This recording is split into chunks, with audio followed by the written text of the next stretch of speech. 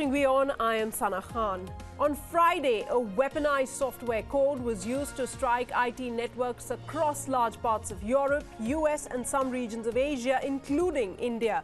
Investigators claim that the malware, which goes by the name WannaCry, was created using code stolen from the US National Security Agency and made public last year in an apparent protest against the election of the US President Donald Trump.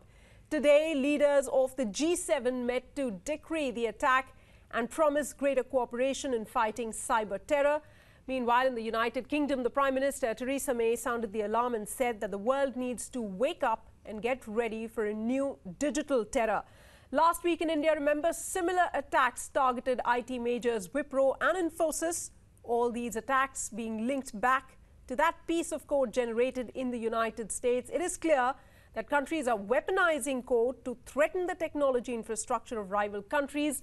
What are the challenges posed by this new paradigm? Are we ready for these challenges? And if not, what can be done to be ready to take them on? Take a look at this report. The only topic discussed at the meeting of the world's most powerful nations was the massive malware attack on Friday. By Saturday, it had affected over 100 countries, shutting down essential services and causing losses worth billions of dollars to both companies and governments. The malware, going by the name moniker WannaCry, started appearing on Friday morning in England. Users found access to their files blocked with a message that demanded payment in bitcoins to gain access. By Saturday, investigators said the malware was based on codes stolen from the US National Security Agency. In the heat and dust from the discussion on the effects of the malware, it is easy to miss the big question. What was the NSA doing with the code? What was a national security agency doing weaponizing a piece of code? Reports appeared that the NSA had installed malware on 50,000 computers worldwide. Days later, a report indicted the US agency for its role in creating Stuxnet, another global virus. The US is not alone. Israel, Russia and even China have developed similar capabilities. There is even a term for such malware, righteous malware. Well, we're aware that a number of NHS organisations have reported that they have suffered from a ransomware attack. This was not targeted at the NHS. It's an international attack and a number of countries and organisations have been affected. The National Cybersecurity Centre is working closely with NHS Digital to ensure that they support the organisations concerned and that they protect patient safety. And we're not aware of any evidence that patient data has been compromised. People don't always move as quickly as you would like in these sort of situations, but I think there will be lessons to be learned from this sort of example. But I think it's wrong too to focus entirely on the different types of software that have been used in somewhere like the NHS. And this is a major cyber attack, an international attack. In fact, the response has been good in the UK, and I hope we will be able to continue to disrupt it. India remains vulnerable. Last week, IT giants Wipro and Infosys were also infected by ransomware. Their sophisticated security was not breached by the stereotype, a nerdy bunch hiding behind giant monitors. The attacks were coordinated. Who is to say they were not the result of a rival corporate strike or even an international coordinated hit? While the government has promised to increase funding to secure digital infrastructure, some worry, is it enough? The times have changed, so is India ready? Bureau Report, WION. All right, we're going to be talking more about this over the next few minutes. Joining me live right now is Mr. Pavan Duggal. He's a cyber law expert, joining me live from New Delhi. Also joined in by Arun Mohan Sukumar. He's the head of Cyber Security and Internet Governance Initiative. He joins us live from Washington, D.C. Thank you, both of you, gentlemen, for joining us on the show. Let me start by asking you, Mr. Sukumar, how do you read these, string of cyber attacks that have wreaked havoc, not just in a few countries, but 99? So now the irony, as you pointed out in your report, is that these are what are called nation-state level exploits. So it's clear that the ransomware came from exploits that were hosted by the US National Security Agency, and for some reason and by some design, they have now been leaked into the hands of a private actor or perhaps another state-level actor. The implications are very simple. For countries like India, which still have legacy systems, for instance, the ransomware that we're talking about today infects Windows XP and Windows Vista operating systems, if I'm not mistaken. And right. Microsoft has discontinued updating or patching legacy software like Microsoft Windows XP. And the reality is that in countries like India, these legacy systems are continued to be deployed very widely by mission-critical systems in healthcare, in schools, in hospitals, in other industries. And it's countries like India and the private sector and government institutions in countries like India and other emerging economies that are affected by this relentless weaponization of cyberspace by the United States in this case, and other major powers like Russia and China.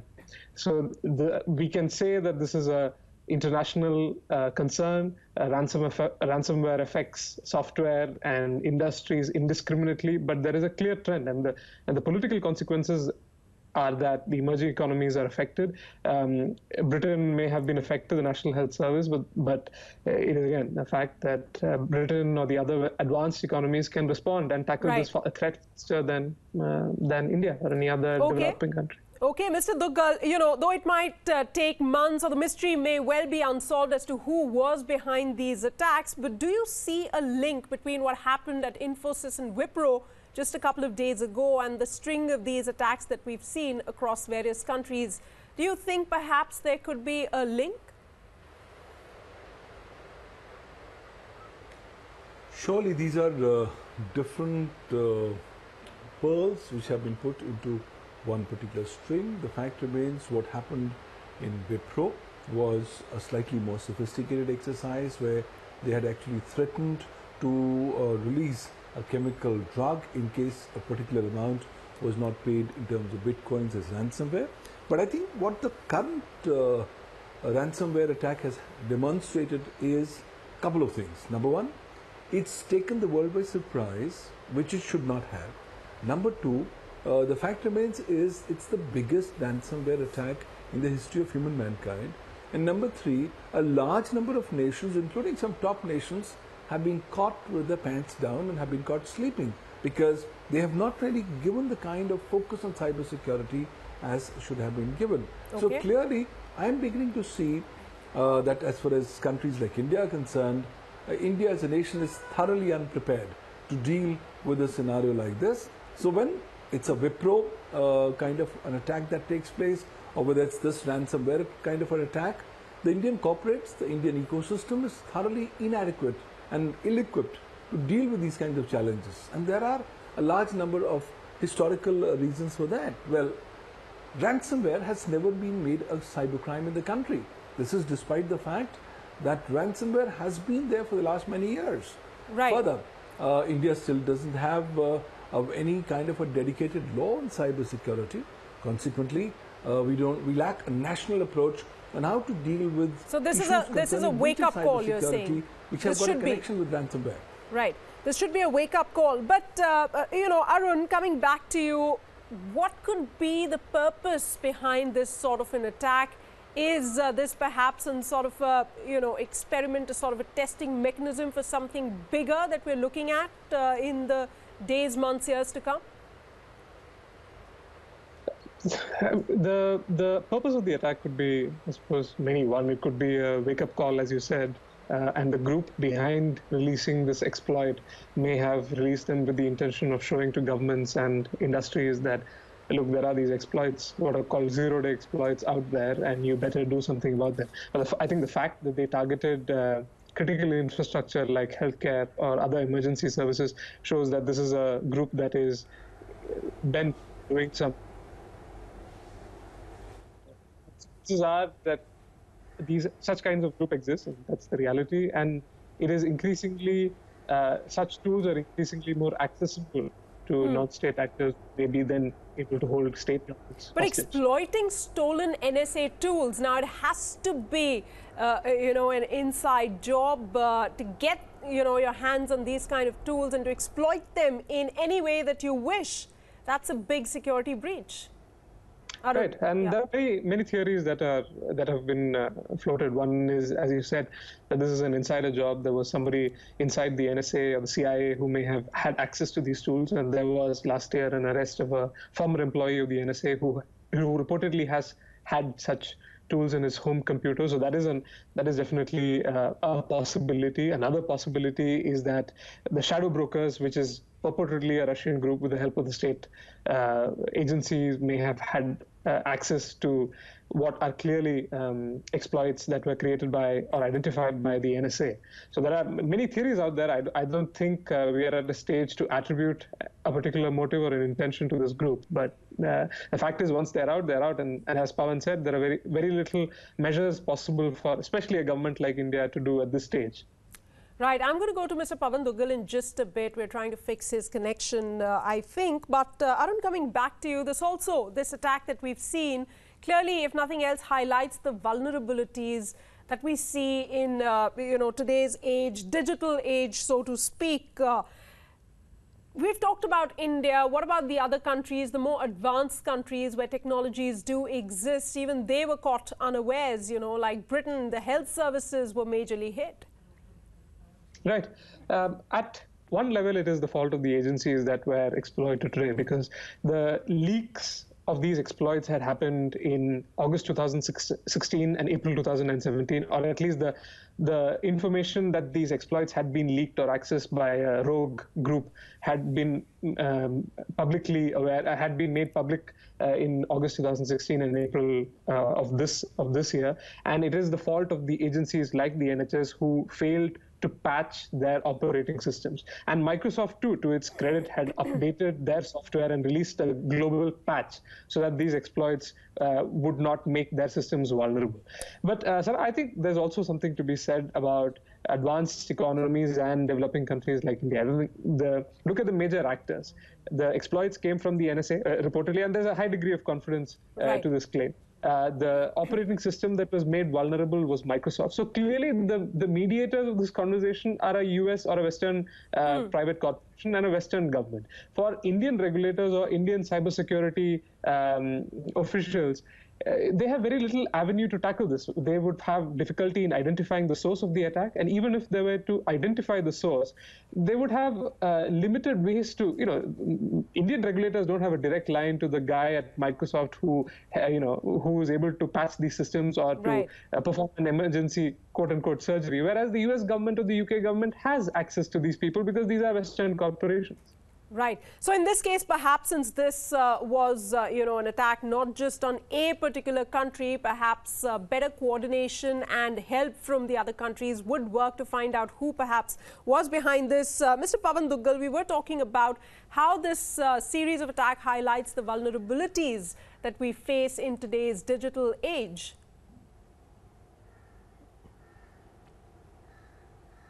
Surely. I think today is an age where just about anyone and everyone is going to be attacked, whether it's a state or a non-state actor. The attack will also come from state or non-state actors. So in a scenario like this, it's becoming very essential that the entire discipline of breach of cybersecurity needs to be given appropriate attention. And I think it's in a scenario like this that countries like China and Germany are now beginning to present an alternate picture. These countries are saying, I'm not waiting, I'm coming up with dedicated legislations on various aspects of cybersecurity. I am elaborating the rights, duties, and responsibilities of all stakeholders. And if any person breaches the law, this is going to be the potential consequence. But I think that alone may not really be sufficient. The time has come where we require a global cyber law norm or a treaty amongst nations.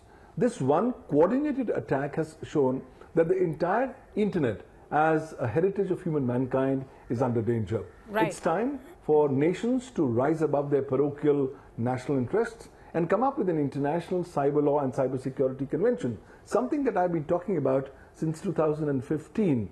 And this can be in the form of just common minimum denominators of those principles which are acceptable to member nation states per se. And I think we can begin from there, because at the end of the day, this being a global phenomenon, it will have to be having appropriate reply by a global approach.